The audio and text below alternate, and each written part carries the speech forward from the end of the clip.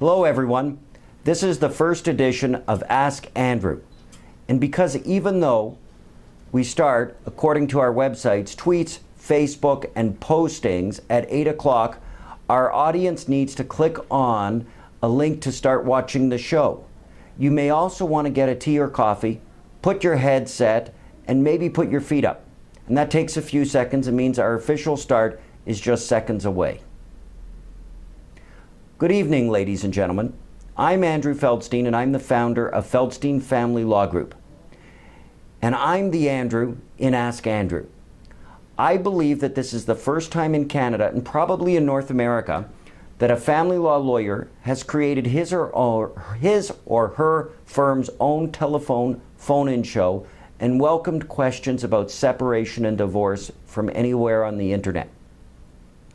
I know there are lots of questions about separation and divorce. When I'm asked to be on television and radio call-in shows, we always run out of time. The demand usually exceeds the supply, and that's what got us thinking about producing our own show and broadcasting live to the web. Tonight, I'm in my own office in Markham, just north of Toronto. Feldstein Family's office is in Oakville, which we just opened in July of this year. And that means, of course, that Ask Andrew will be most useful for people in Ontario, and because of the national structure of divorce and Divorce Act, it may even apply to people elsewhere in Canada. Our firm has 11 family law lawyers, and we practice family law exclusively. Our goal is to get the best deal possible for our clients, one that is legally binding. We know this is a big advantage for our clients because we understand that the work we do impacts our clients for years to come. Our collective decades of experience means that we can suggest options to clients that they may not have thought of. We meet with each other and often discuss our cases in confidence. Here's how tonight's question and answer show works. All you have to do is call. We share knowledge among our lawyers in confidential and regular meetings. Here's how tonight's question and answer show works. All you have to do is call 1-800-498-3486, and I'm hoping that you can see the phone-in number as well on the board, so that if you decide not to call now, you can call later. We ask that you don't use your real name, and I want to remind everyone that there is no solicitor-client relationship by these calls, because you can't expect confidentiality if you're hearing something over the web. As the hour progresses, we'll do our best to get everyone's questions. And if you don't want to call in and you simply want to send us a question, you can do that by text. You can text your question to 289-301-7090. And the text number is also here on the board. There are some technical matters you should know about. Each Ask Andrew by YouTube, and you'll be able to go back and watch the show anytime you want. It also means that your question will be around by YouTube, and you'll be able to go back and watch the show anytime you want. It also means that your question will be around for a long time. So it's a good idea to phrase your question carefully and not ask a question in such a way that it can identify you. And there's a delay in the time between when we speak and when the words come out of your computer speakers. If you are one of our callers, our telephone conversation will seem normal with no delay. But please turn down your computer speakers and let's get started. I see that we have a caller. I think we somehow lost our caller because they were on the line. They're not there right now. I'll ask my people if they can call her back and get her on the phone. Now, while we're waiting to start with our calls, I want to talk about what motivated me to do this show. One of the things that we've seen that has been very frustrating in family law, and there's been a lot of discussion, is about self-represented people. People who feel they can't afford a lawyer or choose not to hire a lawyer for whatever reason. Quite regularly, the theme that we hear is people can't afford lawyers. And we've tried to give people access to justice in ways that other firms haven't. One way we do that is by offering unbundled legal services. That means if you feel you can't hire a lawyer to do everything on your file, we can actually help you for distinct steps in your case. It can be drafting of documents. It can be coaching you in how to present your case to court. It can be attending court for one specific event. These are all various options that can take place so that we can assist you in your case. We also have two websites that have a wealth of information. The first website is separation.ca, and we also have a website that is dedicated for people who are self-represented, and that's familylawhelp.ca. I encourage people to visit those websites after this broadcast.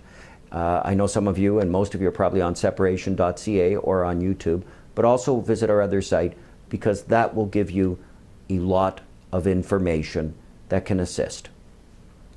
Now, I see that somehow that first caller got lost, but I did receive some questions before we went live to air, and I'm going to pull up the first question and deal with it. And the first question is, Mr. Feldstein, my question is whether or not getting divorced makes financial sense for me and my family. Can we afford to separate? My husband and I are in our mid-40s, live in a small city near Toronto in a rented house. We have 4 kids from 5 to 14, and we each make about $30,000 a year. The 2 salaries add up to enough to be comfortable, but there's no extra. That's one of my concerns. We tolerate each other, but I'd like to move on. Can you offer any advice?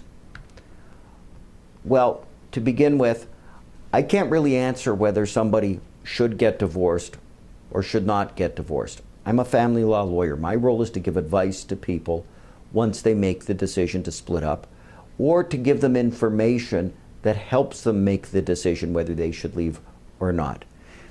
Clearly, this person is going to be financially stretched if they split up, but I can't put a dollars and cents view on whether they should stay in what they view as an unhappy marriage or whether they should move on. That's a very difficult question. And with 4 kids on $30,000, that would clearly be very challenging. When you think about it, the first question is going to be, what's the schedule going to be? How often are each of them going to see the kids? If they both make $30,000 and they're each going to see the kids the same amount of time, realistically, there's certainly going to be no spousal support. And when it comes to child support, I don't see there being any child support either. And they'll have to share in the expenses, the special and extraordinary expenses of the kids. And both of them are going to be really, really stretched. And this person hit it on the nail when they commented about how they're going to be economically stretched. And at the end of the day, the question for that person to decide is, do they want to go out on their own, separate, move on with their life, or stay together? And financially, they're right. And it's a difficult situation, but it's one that they're going to have to be in.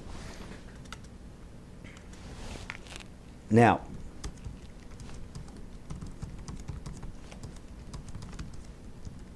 one of the things my staff was talking to me about before we went live to air was, what's the latest development or something interesting that's happened in family law?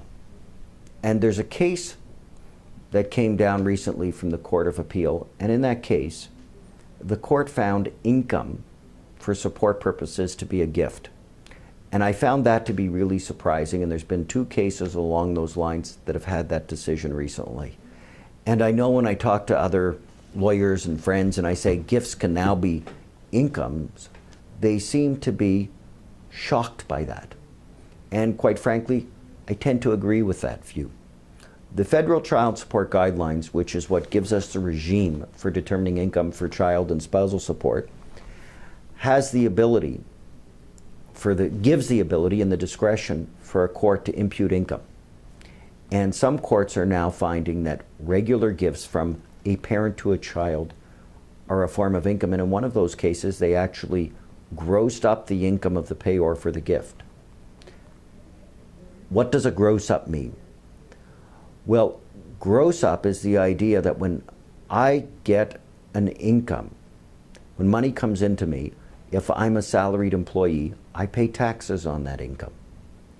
But if I were to get income that I don't pay taxes on, it has to be grossed up to reflect how much money it would take to make before tax.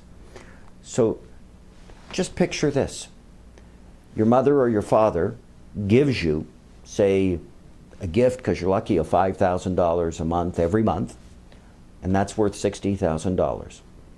And you separate, and your parents say, well, we don't want to give you that gift anymore. But a court has a discretion to really say, we don't care. That $60,000 a year is going to be income that you're going to pay support on. And on top of that, we're going to gross up that gift from your parents to you to make it seem like it was income before taxes, and you're going to pay child support and maybe spousal support on that. I find those cases to be quite shocking because, well, I'm not old enough to be a grandparent, but if I were, it would really give me some sober second thought before I would advance a gift to one of my children. Now, I see that we have our first call, so I'm going to take that. Nancy's on line 4. Hi, Nancy. Hi. How can I help you? What's your question? Good evening. Yeah, I have 4 questions to ask Andrew, Mr. Philstein. Yes, speaking. Yes. Okay. The first question is, if my ex-husband's lawyer should disclose his residential address to me? Sorry, I couldn't catch that. What's that about your ex-husband's lawyer? Well, because I did not know where my husband lives right now. Okay, and does your ex-husband have a lawyer? Yeah, he has a lawyer. Okay. And should the lawyer disclose his residential address to me? Well, the lawyer would need to get instructions from his client to get permission to give you his address. But if he has a lawyer who says he's representing your husband, you can communicate with his lawyer instead of your husband. Okay, yeah, but so the lawyer have to ask her client to disclose the residential address, right? Absolutely. A lawyer's relationship with a client is one that has solicitor and client confidentiality. So that means, in a simpler way, that we can't tell information about our clients to anybody unless the client gives us permission to do that. So the lawyer can hide this information, right? It's not hiding the information. If you ask him, the lawyer can simply say, I'm sorry, I can't give you that information. Okay. My next one is, so he lives in a foreign country. Okay. So what is your question about him living in a foreign country? Okay, that's why I want to know the address. Okay. Well, if he lives in a foreign country, it can make it more challenging in terms of if you take him to court, whether or not the court will enforce something. But if he does have a lawyer, you could go to court and get permission from a judge to serve him with any court materials on his lawyer instead of him personally. Oh, okay. And also, my spouse has total control of the various joint bank statements and joint account and the investment account for 5 years since separate. But now we use the current year as the valuation day and use up most of the 90% of this joint account. So, do I have any recourses? Well, I just want to figure out your question. You said over the past 5 years, Yes. your husband had control over all the joint accounts. It's and over our marriage for 20-something years. Okay, and then he's now liquidated most of the assets. Yes. Okay, so the first thing we have to think about in a family law case is what's your date of separation? Because the timing, which triggers your entitlement to an equalization payment, which is how we look at the division of the assets as equalization of net family property, starts from your date of separation. So when you say he liquidated 90% of your assets, did he do that before or after the date of separation? Before. Okay. And was it a large amount in a short time before separation? Not really. Or was it just ordinary spending over a number of years? Basically, he's been used up almost 90% of it right now. Okay, but what did he use it for? Because here's what I'm trying to understand so you can understand the problem. If somebody has $200,000 in a bank account, and with that $200,000 in a bank account, they start to use it to pay for food, to pay for their mortgage, to pay for the regular family kind of bills, that's going to be okay if they weren't earning much money or there was a shortfall. Okay. But if he had, say, a mistress and he was spending a lot of money on the mistress, that may be very different, because then you could say that it would be unconscionable, because it would shock the conscience of the court for you to have to equalize with him if he spent a lot of money on the mistress, or if he spent a lot of money gambling, or if he spent it on drugs or alcohol. And those kind of things you would say, I want an unequal division.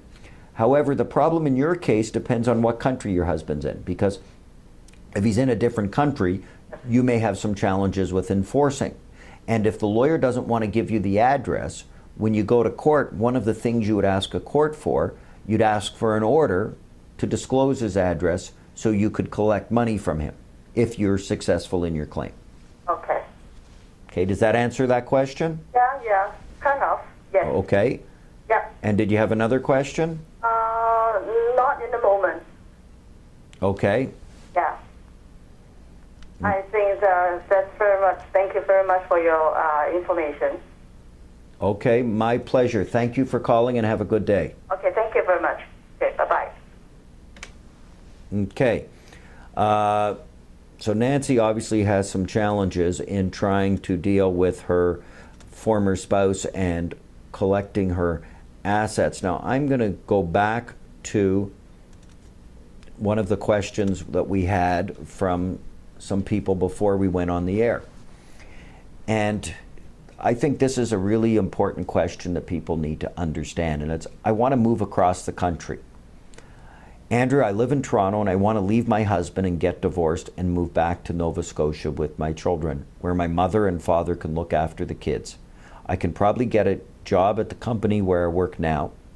If I move, do I have to pay my husband's expenses when he comes to see the kids? And do I have to pay for airplane tickets if the kids go see him in Toronto? Let's start with the hardest thing, and what isn't here is the ages of the children. But we family law lawyers call this a mobility case. And mobility cases are the hardest ones, because if the party who wants to move is successful, we know with absolute certainty it's going to impact the relationship between the children and the parent that remains here. And a court has to look at something, and a judge is being asked to assess what's in the best interest of the children. And that would mean a determination, is it best for the children to move to Nova Scotia, or is it best for them to stay where they are? That's a tough call to make. And one of the hard things about these kind of cases is they can be the hardest ones to settle, because the compromise is hard. Instead of seeing your children regularly all the time, you're now going to see them in larger chunks and more sporadically. Granted, Nova Scotia is easier than some other places, but it still creates lots of problems. And when you have a mobility case, they're typically very high conflict. The leading case on mobility is a decision from the Supreme Court of Canada called Gordon and Getz. And if someone were to read that case and look at the test laid out by the Supreme Court of Canada, what they will end up doing is scratching their head and realizing at the end of the day, these kind of cases are frequently the toss of a coin. And I frequently will tell my clients in mobility cases, it's going to boil down to the values of the particular judge you draw for a trial. People try to work hard at settlement, and frequently you won't get there, but on occasion you do. But these are really the hard cases. The next part of that question deals with, will she have to pay the husband's expenses to see the kids? And will she have to pay for airplane tickets if the kids go to see him in Toronto? Frequently, this is where we work things out in a settlement basis if you are able to resolve the case. Because if somebody wants to move the children, they're frequently the ones who are going to have to pay for the transportation of the children to visit the father. or the mother that remains in this jurisdiction. The other thing that happens is one side says, well, if I'm going to have to pay these expenses, this really should be considered a special and extraordinary expense that you ought to contribute to. So money does play a role in these type of cases, because what a court will look at is wanting to be able to facilitate a relationship with the parent that remains here. And how much money one parent makes, how much money the other parent makes, can play a role into how much they should pay or shouldn't pay. And as I've said in the past, said earlier, these are the hardest cases, and in a way it's a winner take all because of how difficult the compromises are in those kind of cases.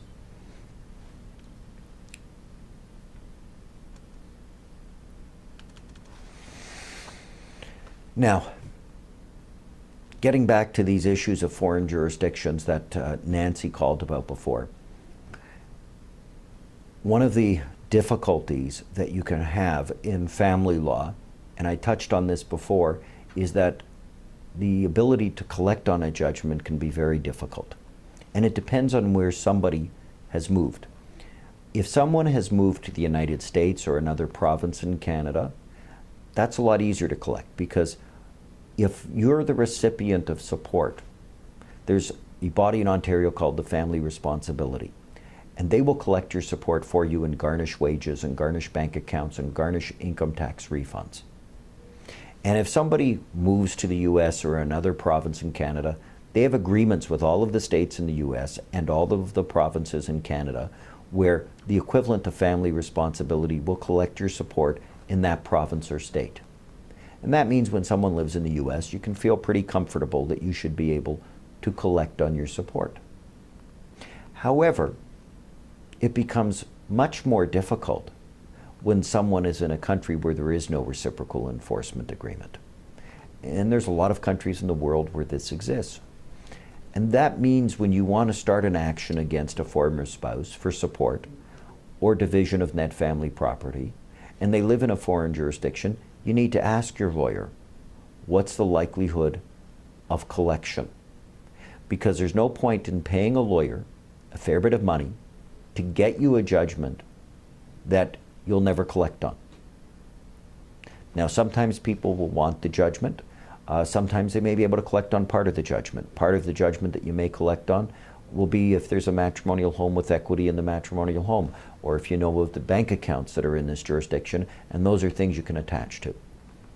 And what becomes very important in those kind of cases, if someone has left the jurisdiction or you know they're leaving, is to try and get an order that freezes their assets before they leave, or as much of their assets as you can get frozen. Sometimes a lot of the money may be in the foreign jurisdiction already, but freeze whatever you can that's in the jurisdiction at that particular point in time. Now, I'm going to go back to another question. This one is a text question, which is this. Last month, a married man who was getting divorced went into a coma after visiting a brothel near Las Vegas. Now his wife, who wants to get divorced, is stuck with looking after him.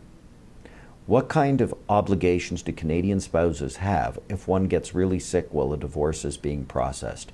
What obligations do they have? Well, it's obligations is the right term. There is an obligation for spousal support. So someone is earning an income, and their other spouse may have been earning an income but becomes disabled, and especially if they don't have any disability insurance. Even if that person who became disabled was a higher income earner after they separated and before the disability, but now only has employment insurance or some CPP disability insurance, they will be in a position of now going from potentially being the one who would have had to pay support to now receiving support. So in this scenario where this question is being asked, the real exposure is that the healthy person may have to pay support to the sick person. And I'm sure there's going to be something in that person's mind that's going to feel somewhat offensive at paying support for someone who got sick from going to a brothel. The optics of that don't sound very good, but in my opinion, in my view, we're in a place where the Divorce Act has no fault divorce, and if somebody's doing that, well, they did it. And now you got to deal with the consequences of it. And part of the consequences of that will be the exposure for spousal support. And even though the difference in income isn't a reason for spousal support, it will create the grounds on, if you look at the factors in the Divorce Act, and they will be able to get to that point, and they will be able to get to spousal support.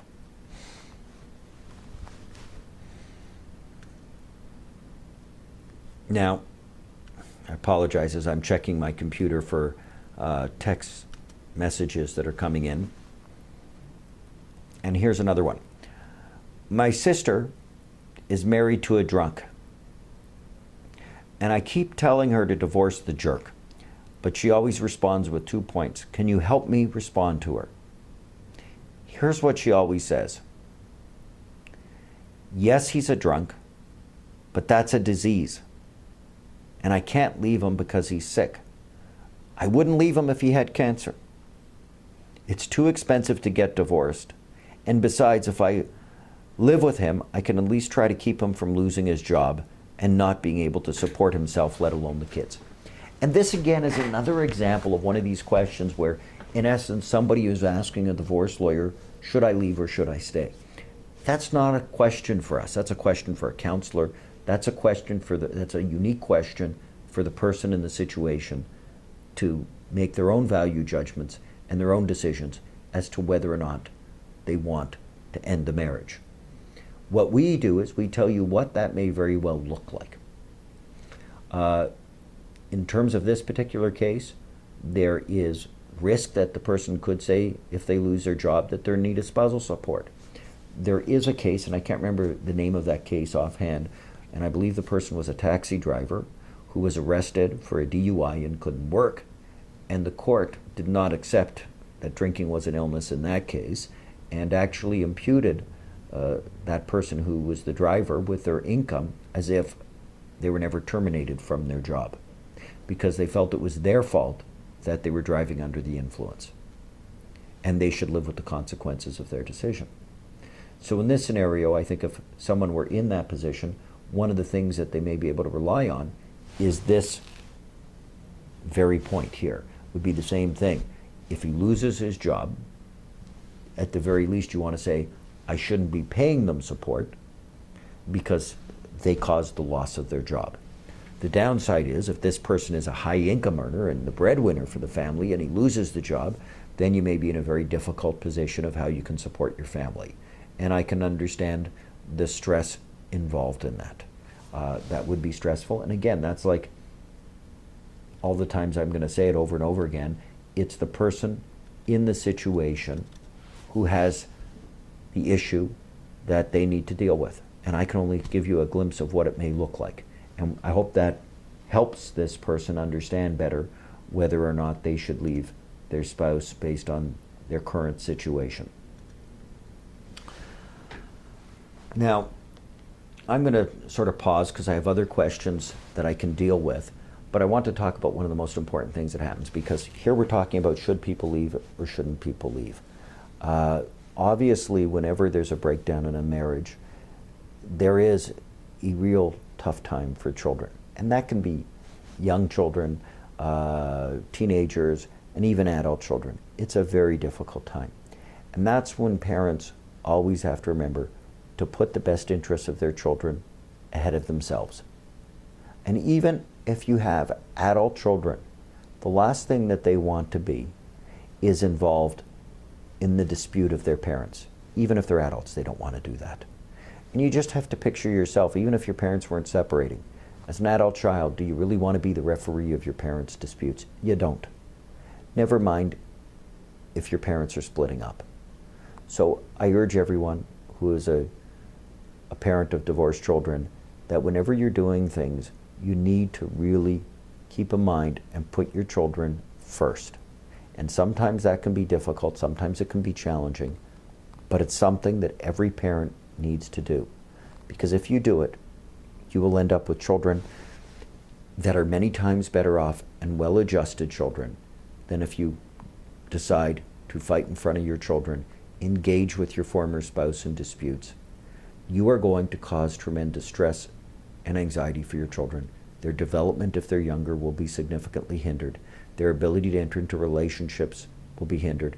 And there's all sorts of data and statistics that shows that a high conflict divorce causes a lot of damage to children. So I urge anyone who's watching this, anyone who watches this on YouTube later, people who are reading our materials on our website, please always remember to keep the children first and foremost in your mind. By doing that, hopefully your children, even in the face of divorce, can be well adjusted and healthy children. Now, here's another question that I have, and it's, I'd really like to be single again. There are things I want to do that my husband refuses. I want to travel. He wants seasons tickets to baseball.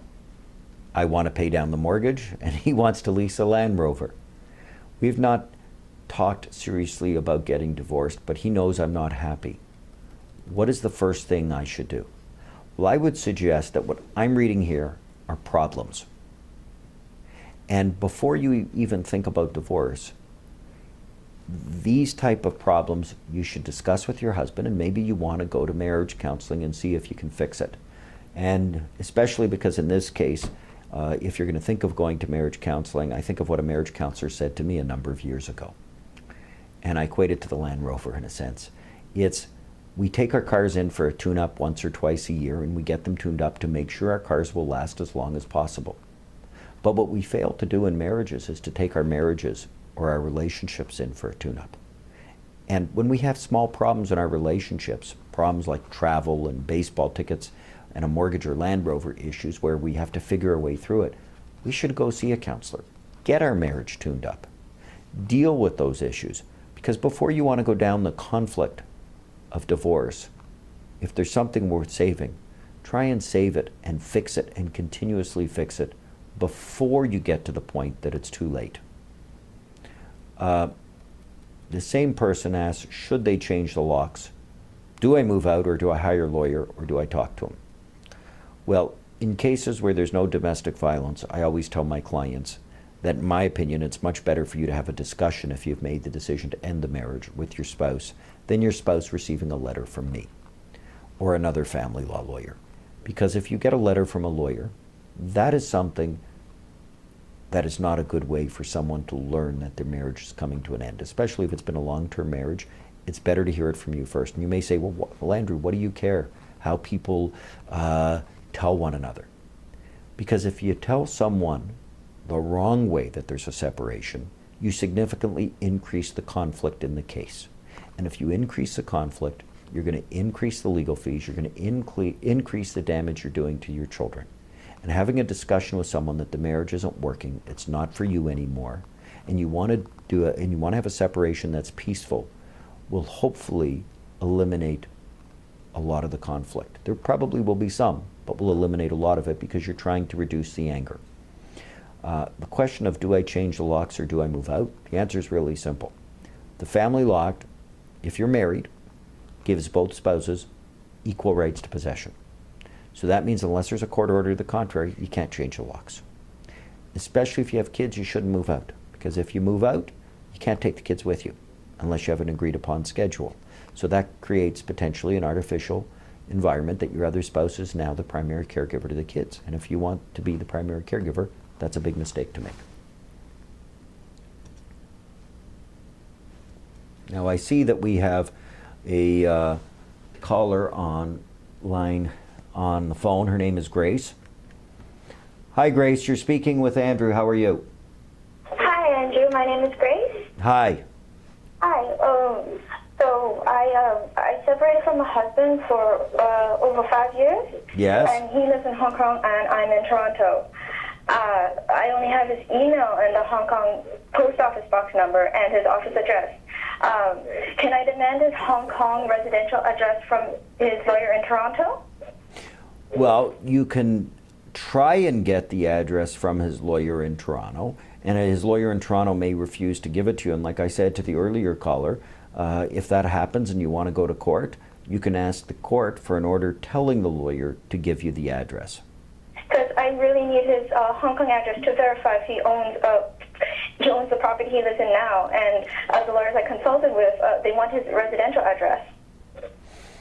Okay, and then what you need to do is start a court action if the lawyer won't give you the address, and ask the court to make an order for him to release his address. Thank you. I have another question on property equalization. Okay. So he has total control on his joint bank account, investment account, and stock trading account since separation. He wants to use the current year as valuation date. The amount on these 3 joint accounts were depleted, I think, to almost zero without my consent. Is there anything I can do? Well, you want to start, you may very well need to start a court action, and you'll have to figure out where the money went in order to determine maybe he still has the money and it's just in different bank accounts, or if he spent it in a reckless way, that you can ask for an unequal division of property. Okay? What if I can't get this documentation? How would I find it? Well, that's why you go to court and you ask for a judge for the order, and if he's not going to go get that documentation, you can ask a judge for an order that gives you permission to ask any financial institution for that information as if you were him. So even though he lives in Hong Kong, Ontario Court can help me? Only with financial institutions here in Ontario. It's not going to be able to help you in Hong Kong. If you have issues like that, you may need to get a Hong Kong lawyer involved to work with your lawyer here in Ontario to figure out the right course of action. Okay? Thank you. Okay. Thank you. You're welcome. Thank you. Have a good night. You too. Now, we also have a text message from Joe. And Joe's question is this: my ex and I have a court order that gives us access to our children on certain days of the week. The order specifies that our separate parenting time / days start after school until drop off at school the next morning. On my days, I'm not always able to pick up the children from school because of my work schedule. So I've recently hired a sitter to take care of the children on the days the children are with me, until I can arrive home, usually by about 4:30. My ex has chosen to remain unemployed and thus is able to pick up our children from school not only on her days with the children, but also insists on picking up the children on the days that are meant to be with me. She interferes with the time I'm able to pick up the children from her, and has on occasion denied access. Just this week, she texted me at 3:45 after picking up my children, saying that I need to pick up the children by 5 o'clock or I would not see the children that evening. She has threatened to call the police if I use the sitter and has essentially intimidated my sitter. As you can probably tell, ours is a high conflict relationship, and I wish to reduce my children's exposure to this conflict tension by using a sitter. Question: is she entitled to pick up the children on my days when I am unable, or do I have the right to insist the sitter take care of the children until I arrive home from work? Is this grounds for contempt motion? Well, the first and foremost critical piece here is that he says, and that is Joe says, this is a court order. Because some people will mix up a court order and a separation agreement. Joe asked, can he bring a motion for contempt? And you can only bring a motion for contempt of a court order if the arrangement has been created by court order. And yes, Joe, you could bring a motion for contempt, but I would suggest that A, you have a lawyer assist you, and if you don't have a lawyer assisting you, you should be writing to her and telling her that in your opinion, she is in contempt. This is your parenting time with the children. I don't believe any court would fault you that if the kids are released from school at about 3:30 and you have a sitter for an hour for the children, as long as the sitter is appropriate. I certainly don't see anything wrong with that. And in a high conflict case, one of the things we want to achieve is the less contact between you and her. Having the sitter achieves that objective by having all the exchanges at school and having the sitter take care of the kids. So I would write to her. I would put her on notice that if this continues, I would be bringing a motion for contempt. I would consider how I want to craft that motion for contempt, because if your case is high conflict, one of the things she may do is she may go to your kids and say, this is after she served with the materials, Mommy may not be able to see you on my days. And she'll say, and the kids will say, why, Mommy? And Mommy will say, well, Daddy's trying to have me thrown in jail. It's one of the things that I've seen done all too often. So if you are going to make that claim for contempt, you need to think about what relief you want. And the family law rules give you various options other than sending somebody to jail. It can be a penalty or a fine. And in my view, the best place to ask for that in this kind of case would be making your former spouse make some significant contributions to an RESP for the kids. That would come off the top before you have to make any contributions. This is something that may entice a court to feel as if they're not punishing her as much, but they're giving her a message that she has to make a contribution for the kids, and you don't have the risk of dealing with the mother saying, "Daddy's trying to put me in jail." All that Daddy's trying to do is get money for post-secondary expenses. Joe, I hope that helps. If you have any more questions or a follow-up question, please don't hesitate to text us or call us.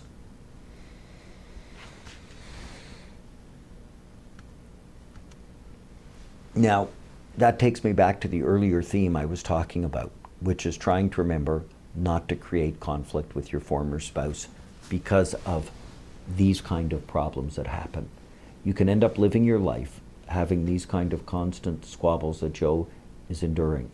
Try to remember when you're a parent that these children are the products of both of you.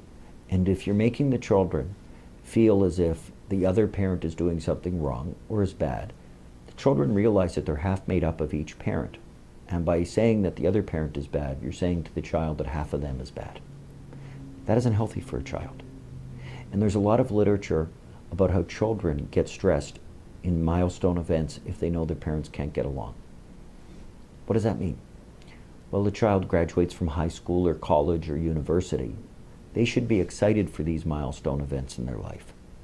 What they shouldn't be is worried about being a referee to their mother and father getting along at that event. Just picture, a child is getting married. It's supposed to be a happy day. And instead of being excited about their marriage, they're fearful of what their parents may do. I always remember when a friend of mine, who was in his 50s, said to me before a celebration, I believe it was a bar mitzvah in his family, that he had to say to one of his parents, "Enough already that you can't be in the same room with my other parent. You're both going to be at this function, and I would really appreciate it if you could just suck it up and get along." And this is from a divorced parent of over 30 years ago. These are things that the divorced parent has to remember. That event isn't about them. And they have to remember they're the parent and put the children first.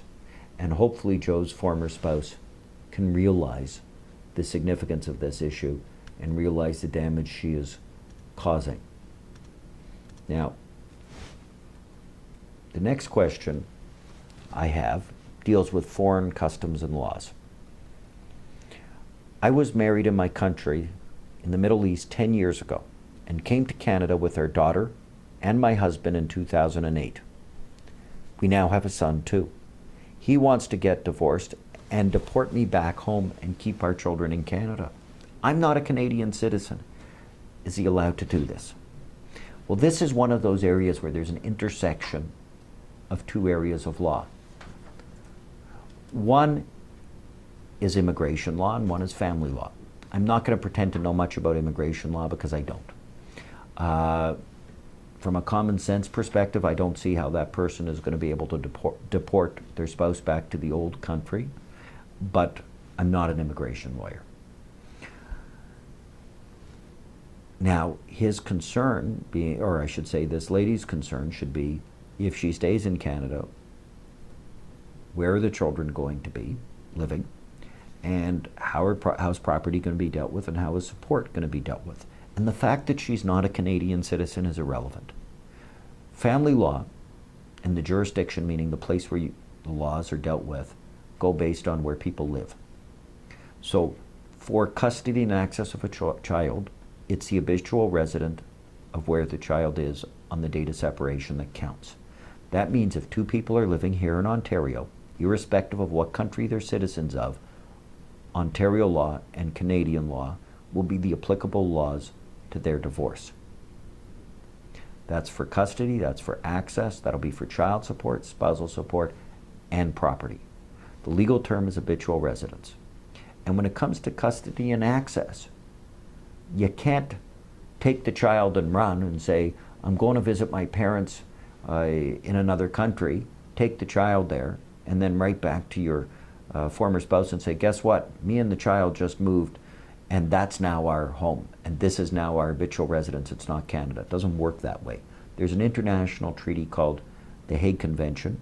It deals with abduction of children, and it talks about habitual residence, and it's the last place the parties live together or where somebody moved with the consent or court order of the other party. That means if someone tries to fool their former spouse and lets them take the child or children to another place, that doesn't create a new habitual residence. And the person who the children have been taken can run to court here and get an order for the return of the child. That would be called the chasing order. And they'd actually have to hire a lawyer in the other jurisdiction, and hopefully it's a signatory to the Hague, and they can get an order in that jurisdiction ordering the children to be returned here. The bigger problem happens when it's a country that's not a signatory to the Hague, because that's where if the person takes the child and gets them to that other country, they may never see the child again. And if you have a concern, because a lot of abduction cases start at the time of separation, where one spouse takes the child and runs to the other jurisdiction before the other spouse even knows that they're separated. You have to be vigilant to appreciate what's going on.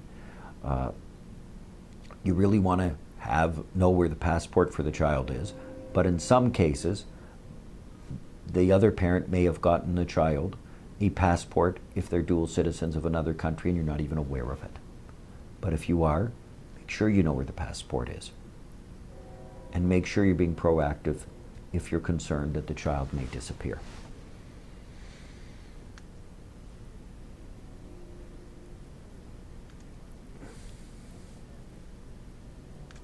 Okay. Now, next question that I have is, Andrew, I've been doing research on the internet about getting divorced and I'm getting confused. Can you explain when I would use a real divorce lawyer or when our family lawyer who worked on our mortgage and house purchase and wills would be fine? He knows our needs pretty well and I think he charges less. Well, I'm going to start with that lawyer can't even begin to take the file and should never meet with you to discuss it other than giving a referral, because that lawyer's in a conflict position. As a lawyer, we owe a duty to one client. We can't owe a duty to two clients that have a competing interest. And in this particular case, that family lawyer, as they put it, who worked on the mortgage and the house purchase, has already acted for both of you, and in my view, should not be acting for either one of you. Nonetheless, if the question is, should I be going to somebody who does real estate and corporate commercial and other things as a lawyer in a family law proceeding, I think it's a big mistake. I believe if you're going through a divorce or separation, what you should be doing is hiring someone who knows family law, someone who does family law every day, all day. I know that's what I would want. And I remember one judge saying that I was against a lawyer a number of years ago who was a general practitioner and really was somewhat lost in a family court. And the judge actually cautioned the client, does she really want a general practitioner? And his comment was, if you were going to have heart surgery, do you want your family doctor performing the heart surgery? Or would you want a heart surgeon performing heart surgery? And I thought that was a really good question posed by that judge. Because at the end of the day, this is one of the most, if not most important events in many people's lives. The breakup of your marriage is going to deal with how often you see your kids. And I know when I went through my own separation, there were two really big questions on my mind. How often am I going to see my kids? And what goes along with that is, what's my relationship going to be like with my kids? And most importantly, how are my kids going to do after the separation? The other line of questions that you're worried about is are economic. You're dividing up half of your net worth. You may be paying or receiving significant amounts of support. These are really, really big issues in your life, if not the most important issues. And you may say, well, my case, there isn't much money in it, it's easy, and we all get along. Well, you may be right, but if you go to a lawyer that's not familiar with family law, you may not learn what all your rights and entitlements are. And I've had many people come into my office after they sign these kind of agreements, and they're upset about it, and I tell them they could have done much better in terms of a resolution. because they're they're either significantly overpaying or underpaying, depending on the case, or not receiving enough, depending on the case. So there's a real disconnect of what can happen, and I think it's really important to know what your rights are before you make a deal. And a general lawyer may not be able to provide you with that advice. The other problem when you go to a generalist is they may not understand and appreciate all the technical requirements of making sure an agreement can't be challenged. Because in family law, not every agreement will withstand scrutiny if the court is, if the agreement is challenged and you go in front of a judge. There's a whole body of case law that deals with setting aside agreements that were considered unfair or had problems and deficiencies in the way they were structured. These are all things that happen because people who are involved in doing the agreements, or a lot of the times, don't appreciate everything that needs to be put into an agreement. The same person continued on with another part of the question. And that is, and what is collaborative law? Are collaborative lawyers real divorce lawyers? Well, they say, I saw on your website, or I'll stop there and I'll move on to the rest of the question in a minute. Collaborative law is a way to approach resolution of a case that is different.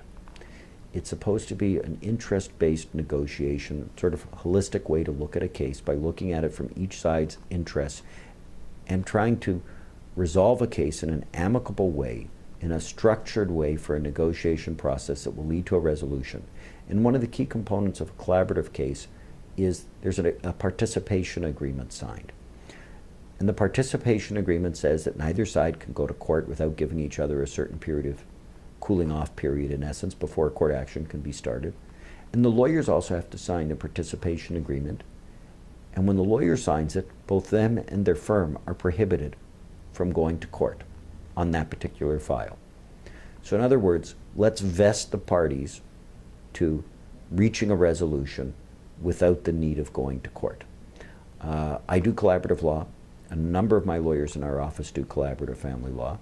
I think it's a good way to resolve cases. It's not necessarily right in all cases, because everybody has to be dedicated to wanting a resolution and treating each other in a certain way to get there.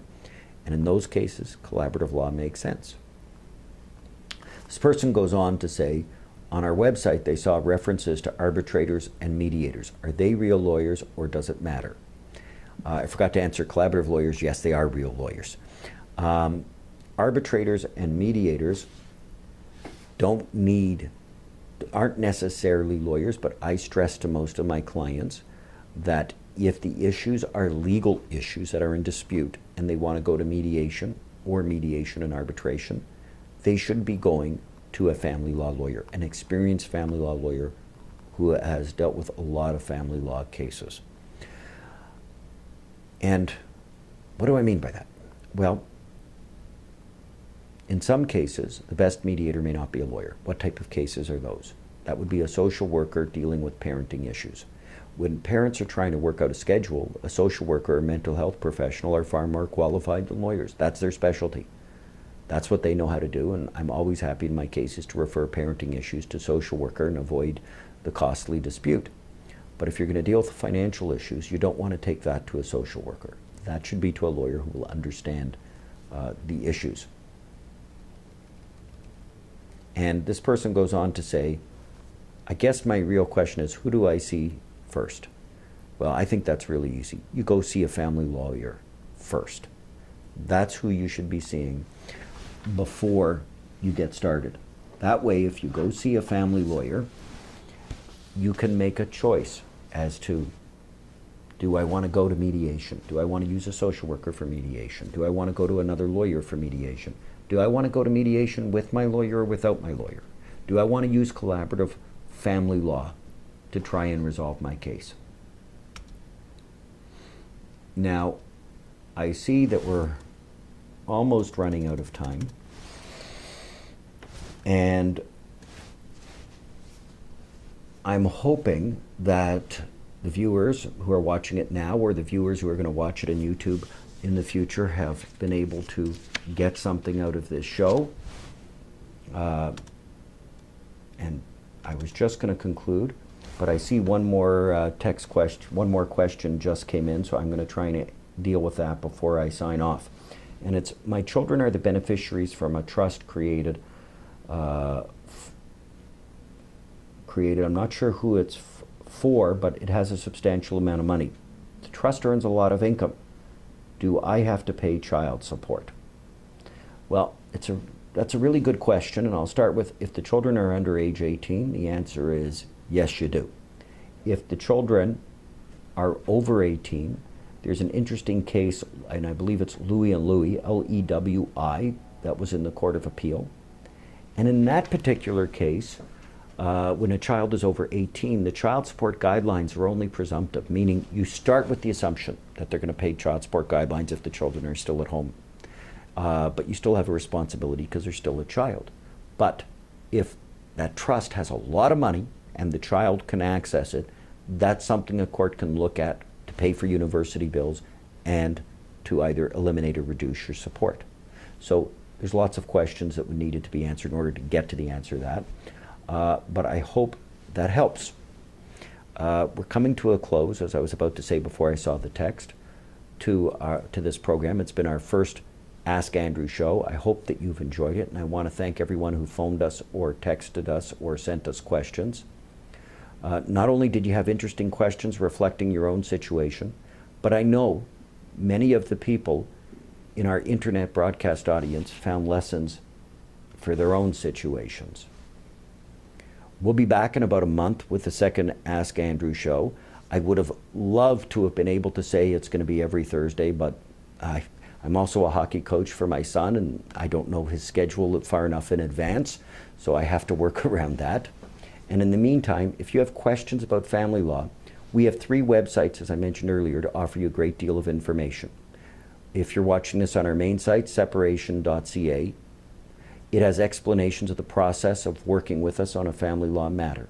It has many articles and blogs, including video blogs, that explain various aspects of family law. We've been working on this site for years. We have hundreds of web pages, and we work hard to have the latest information if the law changes. I'm very proud of this site, and I encourage you to inform yourself for free about your rights and obligations in separation and divorce. The main site, again, separation.ca.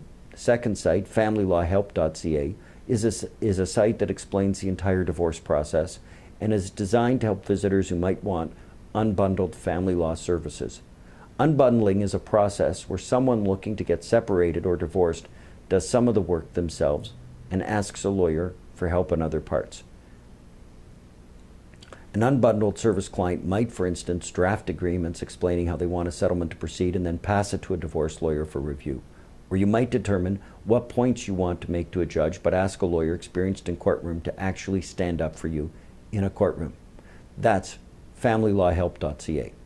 And our third site is designed to encourage all the legal world participants in separation and divorce proceedings to improve access to justice. Access to justice is the phrase we use when we talk about cutting the costs and speeding up the processes in family law.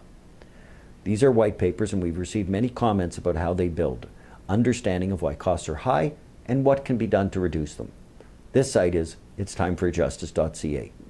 Thanks for tuning in tonight. Visit any of our websites or follow me on Twitter @Andrew Feldstein, or check our websites. You can also visit us on Facebook and Instagram. And when you check out our site, you'll learn the date and time of our next phone-in show. Good night, everyone, and I hope you enjoyed the show.